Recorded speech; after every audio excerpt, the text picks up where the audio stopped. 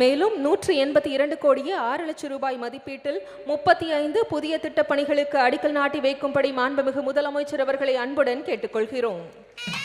இது தொடர்பான கூடுதல் தகவல்களை தருகிறார் எமது செய்தியாளர் நேசராஜ். நேசராஜ், விவரங்கள் என்ன? வணக்கம். உடுமலைப்பேட்டை நகர பகுதிகளில் தமிழக முதலமைச்சர் மு.க.ஸ்டாலின் அவர்கள் ரோடு ஷோ கலந்து கொண்டார். பின்னர் திருப்பூர் பகுதியில் 1426 கோடியில் 19,785 பேருக்கு நலத்திட்ட உதவிகள் வழங்கி பணிகளை துவக்கி வைக்கிறார் முதலமைச்சர்.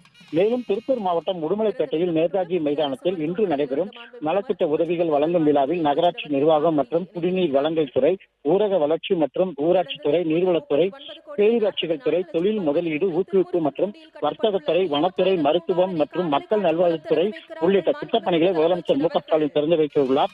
மேலும் நகராட்சி நிர்வாகம் மற்றும் குடிநீர் வழங்கல் துறை, ஊரக வளர்ச்சி, நல்வாழ்வுத்துறை, வேளாண்மைத்துறை, பேரூராட்சிகள் திட்டப்பணிகளுக்கு அடிக்கல் நாட்ட உள்ளார்.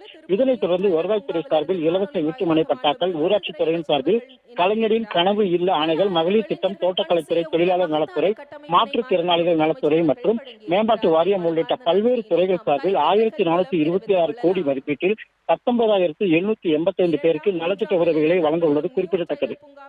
பிளே ஸ்டோர் மற்றும் ஆப் ஸ்டோரில் இருந்து பாலிமர் செயலியை QR கோடு மூலம் பதிவிறக்கம் செய்யுங்கள். செய்திகளை உடனுக்குடன் பெறுங்கள்.